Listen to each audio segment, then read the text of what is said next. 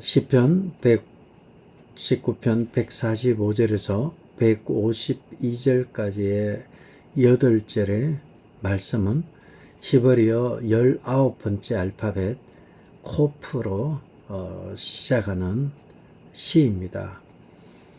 19번째니까 22개의 알파벳이 있습니다. 그래서 앞으로 오늘을 포함해서 4주면 시편 119편이 끝나게 됩니다. 오늘 특별히 145절에서 152절은 코프라는 히브리어 알파벳입니다. 코프는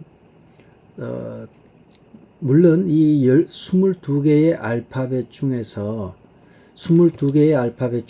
가장 많이 쓰여지는 그 단어, 코프라는 단어에서는 카라라는 히브리어 단어가 가장 많이 쓰여집니다. 이 코프는 영어 알파벳 Q를 의미합니다. 그래서 Q로 시작하는 것, 카라, Qara, 카라라는 히브리어 동사는 부르짖다는 뜻입니다. 그래서 이 19번째 알파벳 코프와 관련된 중요한 단어는 부르짖는다는 거예요. 하나님께 부르짖는 것. 어떻게 부르짖는가에 대한 이야기. 그리고 이 부르짖는 것과 관련된 하나님의 말씀과 관련되고 부르짖는 것과 관련된 하나님의 말씀은 119편 전체에 있는 핵심 단어이고, 그리고 동사는 오늘 부르짖는 것과 관련되어서 하나님의 말씀이 어떻게 부르짖고 하나님의 말씀이 삶 속에서 어떻게 적용되는가의 문제, 그것이 119편이 됩니다. 그래서 내용적으로 보면 하나님의 말씀을 사모하여 부르짖는 이러한 신앙의 고백에 대한 이야기, 이 얘기가 오늘 말씀입니다. 그렇다면 145절에 보시면 여호와여 내가 전심으로 부르짖었사오니, 첫 번째 코프라는 Q로 시작하는 코프라는 알파벳의 첫 번째 절을 145절에서 카라로 시작합니다. 카라 T로 나오는데, 카라란 동사의 원형에 이로 들어가면 내가 이런 뜻이에요. 그래서 내가 부르짖습니다. 내가 부르짖는데 전심으로, 여기서 전심이라는 것은 마음을 다하고 힘을 다하고 뜻을 다해서 가슴을 말합니다. 모든 내 심장을 다 토해내는 전심으로 여호와께 부르짖습니다. 그래서 내게 응답하소서, 부르짖으오니 내게 응답하소서, 그래서 내가 주의 교훈을 지키리이다. 145절의 이 패턴을 보면 내가 열심으로 전심으로 부르짖으니까 주님 응답해 주시고, 그 뒤에는 내가 주의 말씀을 지키겠습니다. 응답해 주시고 지키겠습니다. 146절도 같은 패턴이에요. 내가 주께 부르짖으오니, 여기서는 전심으로 부르짖는다는 게 빠져 있죠. 내가 주께 부르짖으오니 내게 응답하소서를 대신해서 나를 구원하소서. 그래서 내가 주의 증거들을 지키리이다. 이 145와 146절의 패턴은 내가 여호와께 부르짖는데 내 마음을 다하고 심장을 다해서 부르짖고, 그러니까 주여 내게 응답하시고 나를 구원해 주세요. 그래가지고 목적이 무엇인가? 내가 주의 교훈과 주의 증거와 즉 주님의 말씀을 지키겠습니다. 하나님의 말씀을 지키기 위해서 카라, 코프라는 알파벳에서 나온 이 중요한 단어, 부르짖는다는 거예요. 부르짖으니까 내게 응답하소서, 나를 구원하소서. 그래서 내가 주의 말씀을 지키겠습니다. 이 세 개의 패턴으로 되어 있습니다. 이것은 성경에서 중요한 단어죠. 부르짖는다. 너는 내게 부르짖어라. 내가 알지 못하는 크고 은밀한 일을 내게 보이리라. 예레미야 33장 3절에 주님이 말씀하셨고, 또 신약으로 오게 되면 세리와 창기와 또 소경들은 예수님이 지나갈 때 아브라함과 다윗의 자손 예수여 나를 불쌍히 여기소서 이렇게 고백하는 게 있습니다. 보겠습니다.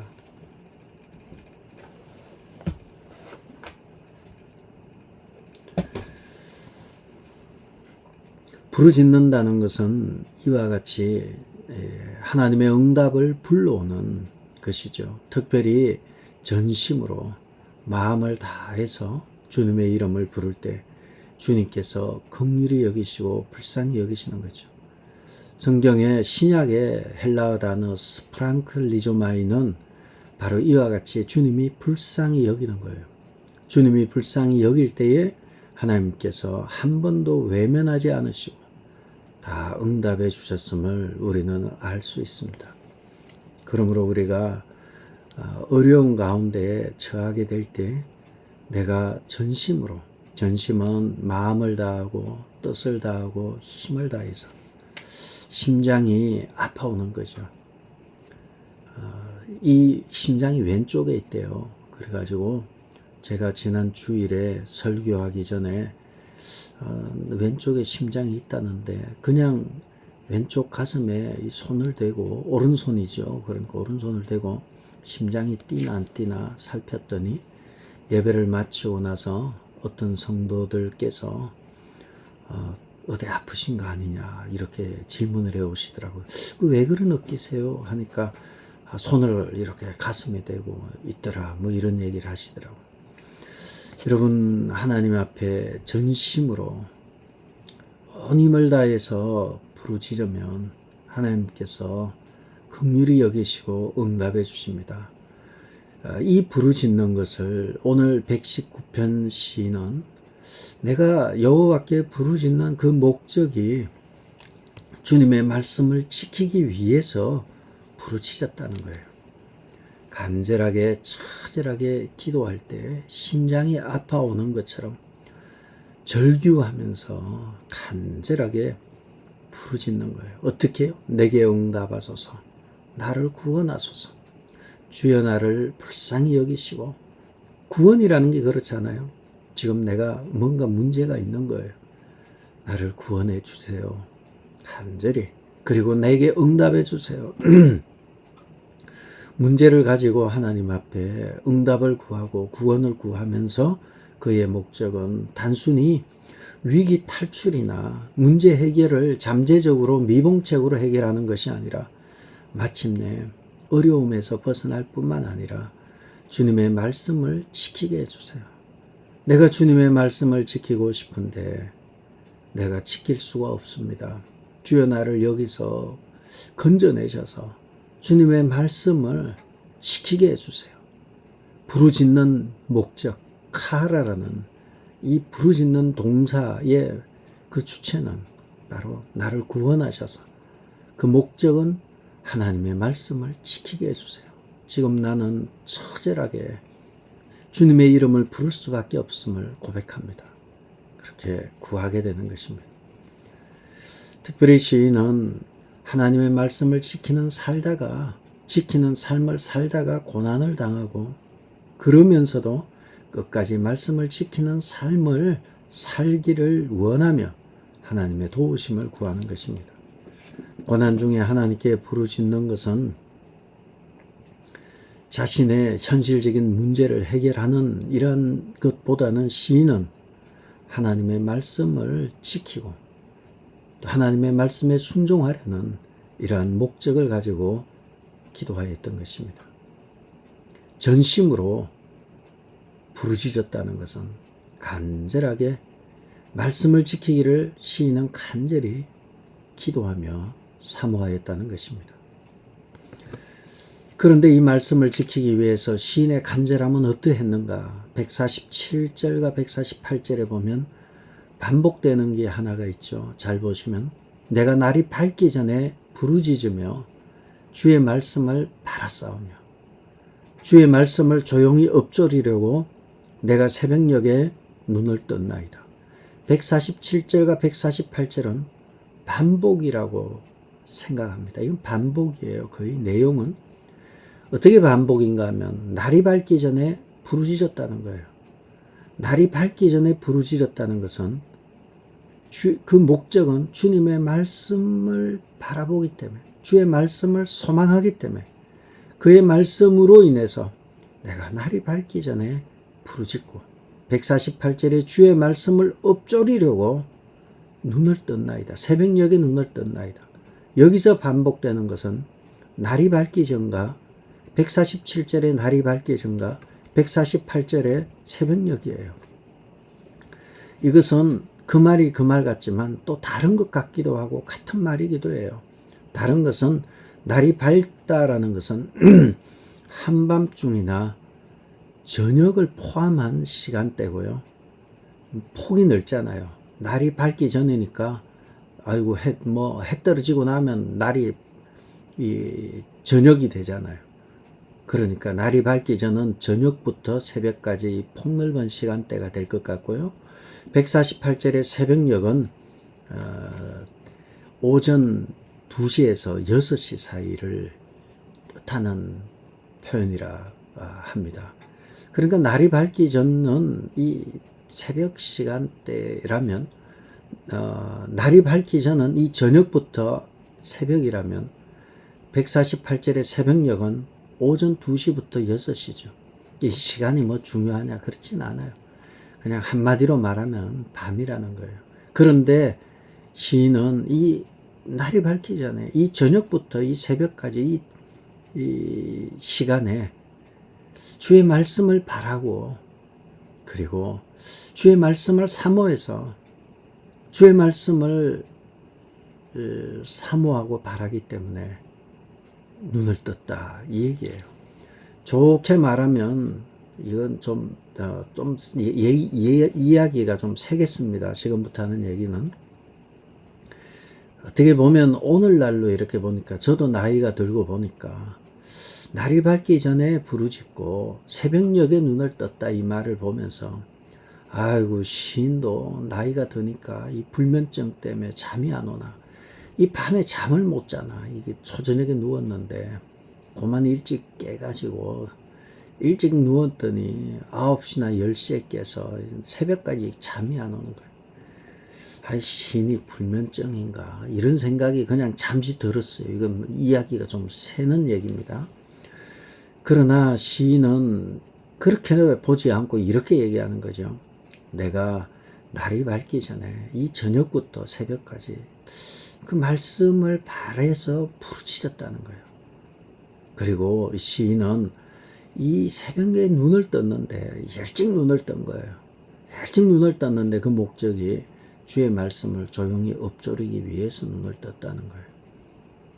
그렇게 놓고 보면 이렇습니다.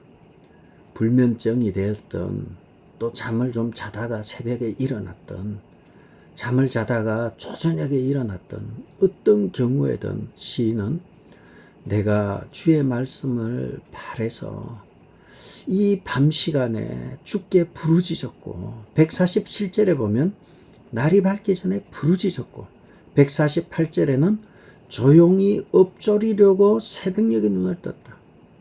눈을 떴는데 그 목적이 주의 말씀이에요. 주의 말씀을 읊조리기 위해서 주의 말씀을 바라서 어떤 때는 부르짖기도 하고 어떤 때는 읊조리기도 하는 거예요. 읊조린다는 것은 묵상을 말합니다. 때로는 우리는 부르짖는 기도를 해야 될 때가 있어요. 간절하게 놀이터에서 미끄럼을 타다가 또는 뭐 이렇게 시소를 뭘 타다가 떨어졌을 때 간절하게 이 막 부르짖는 거 그것이 오늘 우리가 말하고 있는 이 부르짖는다는 거예요. 부르짖는다는 것은 또 바꿔 말하면요. 단순하게 부르짖는 걸 의미하진 않아요. 도움을 요청하는 거죠. 그냥 소리만 지르는 게 아니라 와달라는 거예요. 엄마 아빠가 놀이터에서 애들을 지켜보다가 애가 떨어졌을 때 아빠 엄마 할 때 단순하게 듣기만 하지 않잖아요. 행동으로 드러내잖아요. 마찬가지로 때로는 불면의 밤을 보내면서 부르짖을 때도 있고요. 때로는 새벽녘에 눈을 떴는데 말씀이 자꾸 생각이 나서 묵상이 되는 거예요. 읽어서 묵상이 되는 게 아니라 간밤에 읽었던 말씀과 최근에 은혜 받은 말씀이 이 새벽에 나를 깨우는 거예요.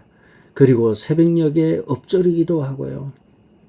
저녁 시간에 날이 밝기 전에 통곡하면서 부르짖기도 하는 거예요. 때로는 부르짖고 때로는 묵상하면서 이 조용한 시간을 보내기도 하고요.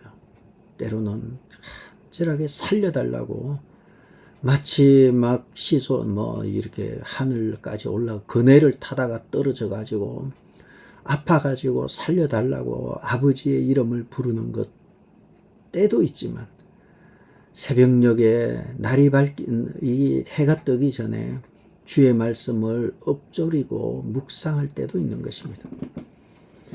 그러므로 우리는 부르짖을 때도 있고 엎조릴 때도 있어요. 하루의 시작과 끝이 하나님의 말씀에서 출발하는 거죠. 새벽녘에 하나님의 말씀을 말씀으로 시작하는 거죠. 오늘도 이 시간에 하나님의 말씀으로 하루를 시작하는 것입니다. 그리고 하루를 마감할 때도 하나님의 말씀으로 마감하고 때로는 큰 소리를 내서 간절하게 부르짖을 때도 있고 때로는 조용히 묵상을 하는데 말할 수 없는 평강이 넘쳐날 때도 있습니다. 토요일 날 우리는 새벽 예배를 대면으로 성전에서 드립니다. 그러한 때는 부르짖는 때예요. 물론 나는 묵상할 거야. 묵상하시면 되고요. 나는 내일 가서 그냥 부르짖을 거야. 부르짖으셔도 되는 것입니다. 정답은 없어요. 그러나 부르짖는 자리에서는 부르짖고 묵상해야 될 땐 또 묵상하는 게 낫겠죠.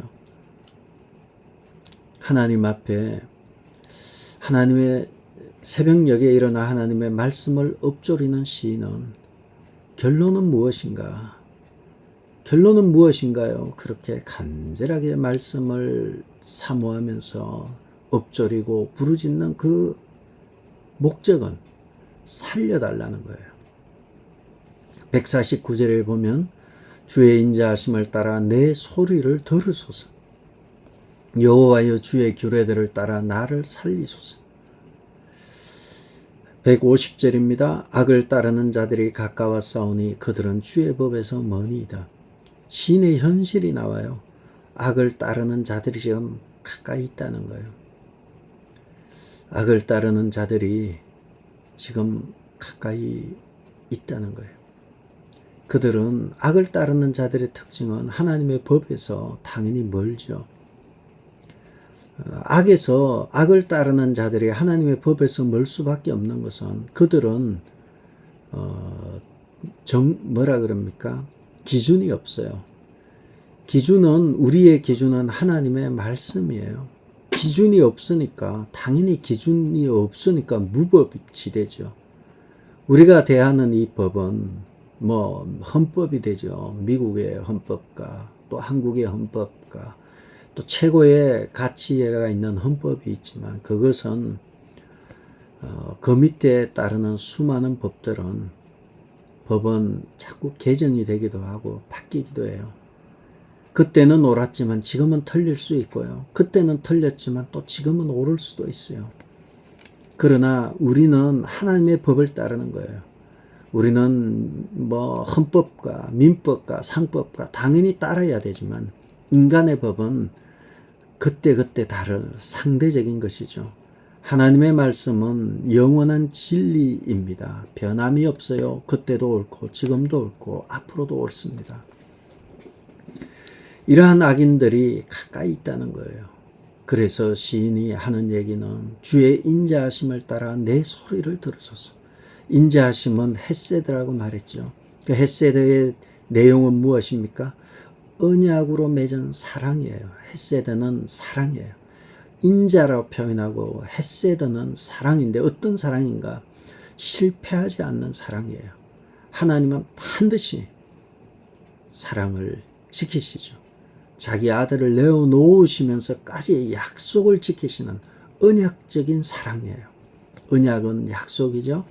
약속을 지키시는 사랑, 언약으로 맺어진 사랑, 핏값을 치르시는 사랑, 반드시 이루고야만 하는 사랑, 이것이 실패하지 않는 사랑이에요.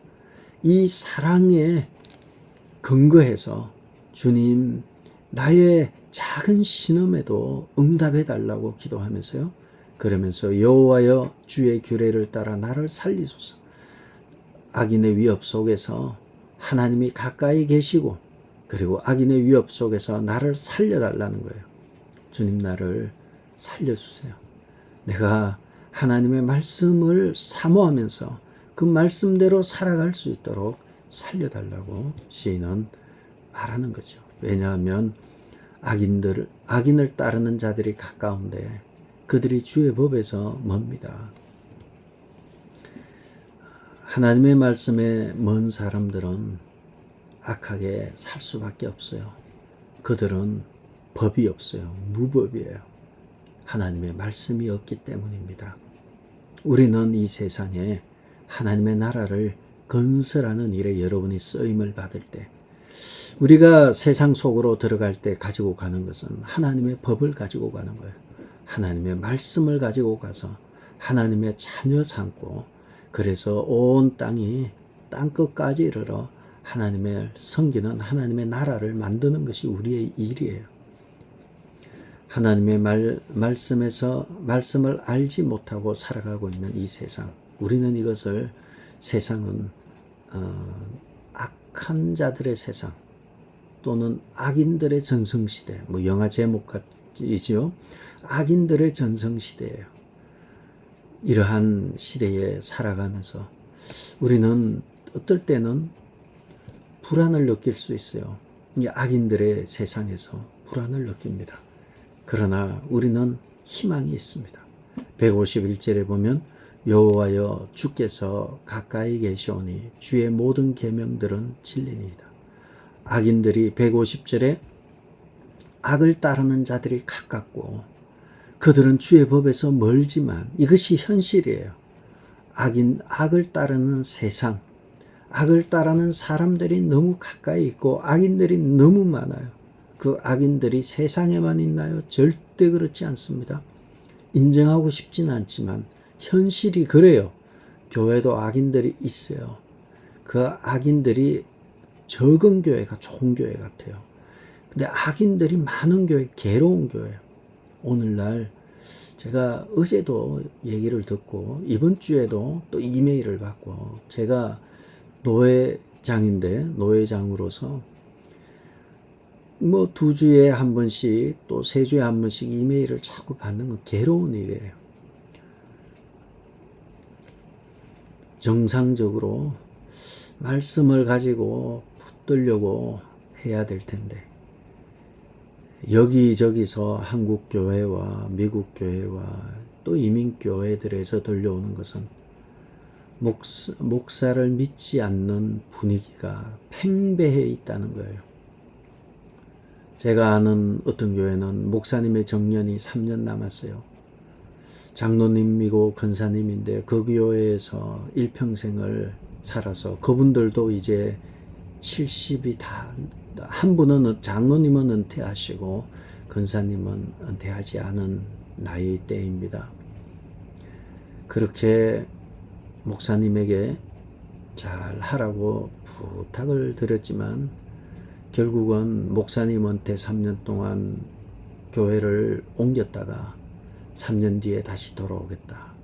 그 말은 잠시 떠나겠다는 말이지만 한 발 더 나가면 어디에 가서 정착을 하겠습니까? 그러다 보면 가족들끼리 우리 이런 교회가 부지기수니까 우리 가정 예배 드리자 하면서 자연스럽게 교회를 안 나가는 가난한 성도로 바뀌게 되는 것입니다. 이러한 이야기가 비단 한두 교회의 얘기만은 아니에요. 너무나 많은 어렵고 힘든 시대를 우리는 살아가고 있습니다. 이러한 때에 우리가 잊지 말아야 될 것이 있어요.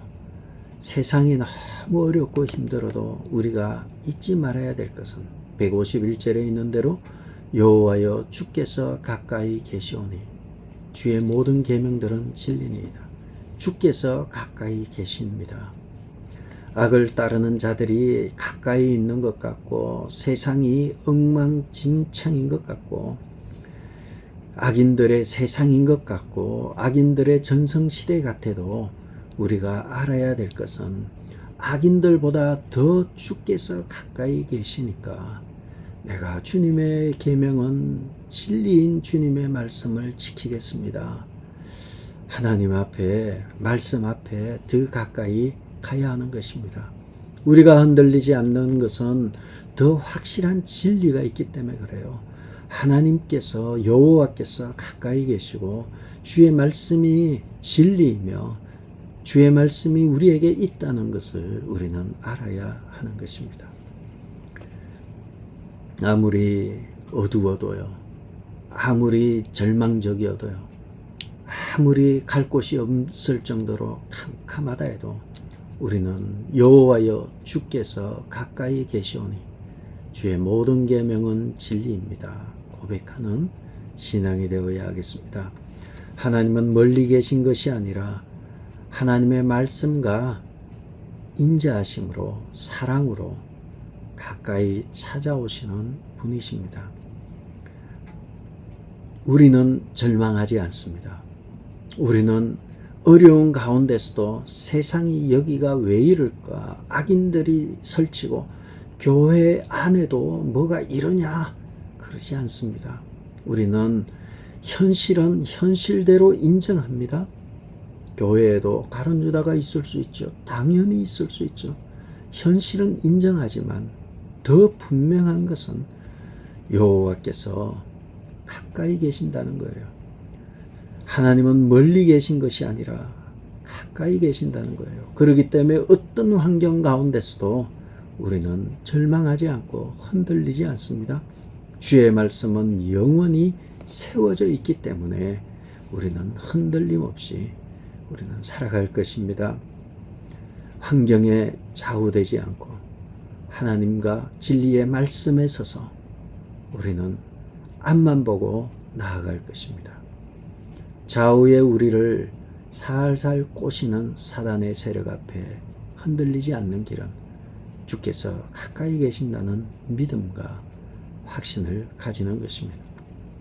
또한 우리는 이러한 능히 승리하며 이기는 삶을 위해서 날이 밝기 전 밤중에나 새벽녘에 하나님의 말씀을 때로는 부르짖으며 하나님의 말씀을 때로는 묵상하며 말씀을 지키려고 몸부림치며 하나님의 뜻을 이루어 드리는 일에 진심인 여러분 되기를 축복합니다. 세상의 위협이 가까이 있고 절망적인 상황이 너무 많은 것 같다 할지라도 우리는 분명히 알아야 합니다. 하나님께서 그것 악인들보다 내게 더 가까이 계심을 믿고 우리가 믿을 분은 오직 하나님과 그의 진리의 말씀입니다. 주여 우리를 긍휼히 여기소서. 전심으로 부르짖으며 주의 말씀으로 우리를 살아나게 하소서. 우리가 부르짖으면 전심으로 심장을 토하는 심장의 피를 토하는 심정으로 전심으로 부르짖으면 내가 믿기는 또 성경이 말씀하기는 확실한 것은 주님께서 긍휼히 여기시고 불쌍히 여기셔서 길을 열어 내시는 것입니다. 주님께서 새 일을 행하시는 것입니다. 광야의 길을 내시고 사막의 강을 내시는 그 하나님께서 반드시 살려내실 것입니다.